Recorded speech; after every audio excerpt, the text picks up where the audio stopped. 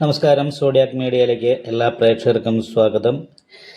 ഈ മാസം, അതായത് ഈ ജൂൺ മാസം ഭരണ നക്ഷത്രക്കാരെ സംബന്ധിച്ചിടത്തോളം വളരെ നല്ല അനുകൂലമായിരിക്കുന്ന ഗുണഫലങ്ങൾക്ക് യോഗമുള്ളൊരു മാസമാണ്. കാരണം ഭരണ നക്ഷത്രം എന്ന് പറയുന്നത് മേടക്കൂറാണ്. മേടക്കൂറുകാർക്ക് 3-ൽ നിന്നിരുന്ന വ്യാഴം ഈ ജൂൺ മാസത്തിൽ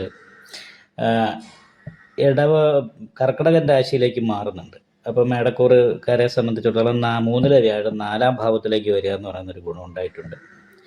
അതുപോലെ തന്നെ 25-ാം തീയതി, അതായത് ജൂൺ 8-ാം തീയതി ശുക്രൻ വ്യാഴത്തോട് ചേർന്നിട്ട് കർക്കിടകൻ രാശിയിലേക്ക് വരുന്നുണ്ട്.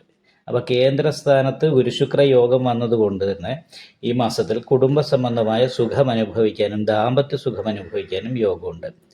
ഗുരുഭാർഗവ സംയോഗേ ദിവ്യതാരോ മഹാധനിന്ന, നല്ല ഭാര്യാഗുണവും നല്ല ധനാഭിവൃദ്ധിക്കും മാനസികമായ സന്തോഷത്തിനും യോഗമുള്ള മാസമാണ്.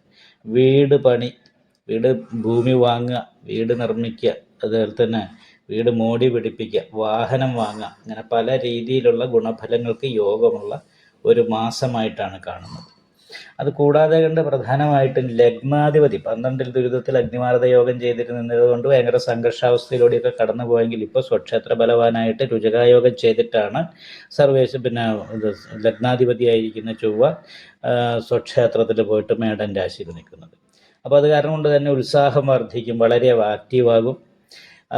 അതുകൊണ്ട് തന്നെ ആ ഉത്സാഹത്തോടു കൂടിയുള്ള പ്രവർത്തനങ്ങൾ കൊണ്ട് സാമ്പത്തികമായ വർധനവിനുള്ള യോഗം ഉണ്ടാകും, സാമ്പത്തിക നേട്ടം ഉണ്ടാകും. പക്ഷേ എടുത്തിയാടി സംസാരിക്കുന്നൊരു സ്വഭാവം ഉണ്ടാകും. ശ്രദ്ധിക്കാതെയും ചിന്തിക്കാതെയുള്ള സംസാരം ദോഷം ചെയ്യാനുള്ള സാധ്യതയും സാമ്പത്തിക ഞെരുക്കം പോലുള്ള പ്രശ്നങ്ങളും പ്രവൃത്തിയുണ്ട് ഉണ്ടാകാനുള്ള സാധ്യതയുണ്ട്. അപ്പോൾ അങ്ങനെയുള്ള പ്രവൃത്തിയും സംസാരമൊക്കെ പരമാവധി നിയന്ത്രിച്ചു കൊണ്ടുവന്നാൽ വലിയ തടസ്സങ്ങളില്ലാതെ അനുകൂലാവസ്ഥ ഉണ്ടാകും. കാരണം നിപുണായോഗം ഉണ്ടായിരുന്നെങ്കിൽ ചെയ്യുന്ന പ്രവൃത്തിയിൽ നൈപുണ്യം കാണിക്കാനായിട്ട് സാധിക്കും.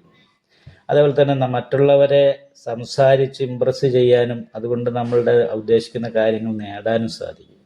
അപ്പോൾ അങ്ങനെ നിപുണായോഗമുള്ളൊരു മാസമാണ്. ഗുരുശുക്ര യോഗമുള്ള മാസമാണ്. പഞ്ചമഹാപുരുഷത്തിലെ രുചകായോഗമുള്ള മാസമാണ്. അപ്പോൾ അത് കാരണം കൊണ്ട് തന്നെ ഏത് പ്രകാരത്തിൽ ചിന്തിച്ചാലും ഭരണനക്ഷത്രക്കാർക്ക് വളരെ നല്ല അനുകൂലമായിരിക്കുന്ന ഗുണഫലങ്ങൾ അനുഭവിക്കാൻ യോഗമുണ്ട്.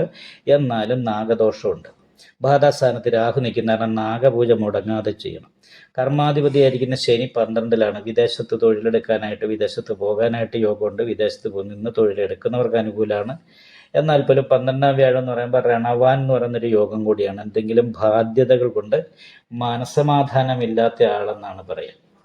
ഇപ്പോൾ മനസ്സമാധാനക്കുറവുണ്ടാകാതെ ഇരിക്കാൻ, ആവശ്യമില്ലാത്ത ബാധ്യതകൾ ഏറ്റെടുക്കാതെ ഇരിക്കാൻ ശ്രദ്ധിക്കുക. അതായത് ലോണ് നമുക്ക് അടച്ചു തീർക്കാൻ നമ്മളൊരു കാൽക്കുലേഷനോട് കൂടിയൊക്കെ ആയിരിക്കും നമ്മൾ ബാങ്കിൽ നിന്നൊക്കെ ലോൺ എടുക്കുക. പക്ഷേ നമ്മൾ കാൽക്കുലേഷൻ അപ്പുറത്തേക്ക് പ്രതീക്ഷിക്കുന്ന രീതിയിൽ ചിലപ്പോൾ അത് അടച്ചു തീർക്കാനൊക്കെ പറ്റാതെ വരുമ്പോൾ ഡ്യൂ ഒക്കെ ആയിട്ടുണ്ടെങ്കിൽ വലിയ പ്രശ്നങ്ങളാകും. അപ്പോൾ അതിനൊക്കെയുള്ള സാധ്യതകളുള്ളത് കാരണം പരമാവധി ലോണൊന്നും എടുക്കാതിരിക്കാൻ ശ്രദ്ധിക്കുക. 7-ര ശനി ആയതുകൊണ്ട് അയ്യപ്പ ക്ഷേത്രത്തിൽ നീരാഞ്ജനം വഴിപാട് ചെയ്യുക, നന്നായിട്ട് പ്രാർത്ഥിക്കുക.